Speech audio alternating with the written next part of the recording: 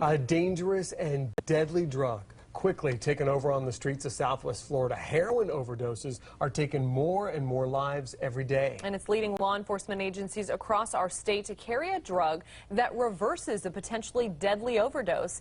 And even though there were more than 200 heroin overdoses last year in Southwest Florida, local officers are not carrying it. 4 in Your Corner's Lisa Greenberg investigating in tonight's special report. You know, I started partying when I was probably around 14 years old, just dabbling around and stuff. I didn't really have an addiction till I turned about 21. My addiction went from pills to heroin, and everything got worse. Linda Brown says she never thought she'd turn to heroin. But when the pills became harder to find, she needed her fix. It just gets to a point that your body needs it. You know, it's not even about being high anymore. It's just about waking up and not feeling, you know, dope sick and body aches and just, I don't miss it. She doesn't miss it because she's been living without it. Linda hasn't touched heroin since 2014 when she overdosed. When I started coming to, you know, everybody's voices were kind of echoing around me and it wasn't a good feeling. That year, there were 121 heroin overdoses at Lee Memorial Health System. That number nearly doubling to 201 in 2015. It seems like almost every week I'm hearing of somebody else dying from it. Most recently, her friend Sadie Walters. It's hard, you know. Not everyone has a chance that I do. Not everyone makes it out.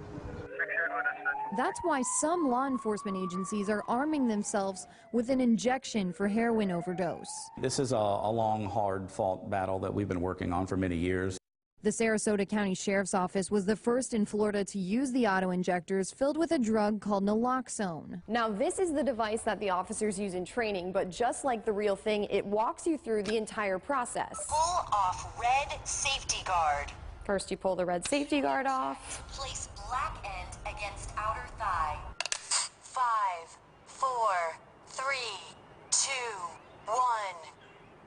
Injection complete. And the drugs are injected. Once injected, the drugs knock the heroin off the receptors inside your body. It's like reversing and then hitting the pause button on an overdose. But it's only temporary until you can get medical attention at a hospital. If you're deceased, you're deceased. But if you're in that window of severe respiratory depression, this drug gives you a chance to bring someone back that would otherwise not be saved.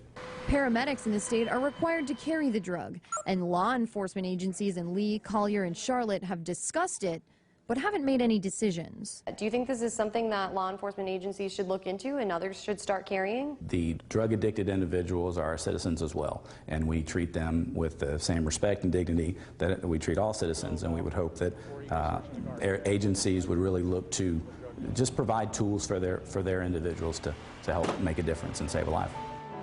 A life like Linda's. She's gotten a second chance, one she says she won't risk by taking drugs. She's been clean for nearly a year now. For a long time, I just accepted, you know, I'm an addict and this is it, and, you know, my life's not going to get any better. But I've let go of that, you know, and I know my life can get better and I don't have to be using drugs. Lisa Greenberg, Fox 4, in your corner.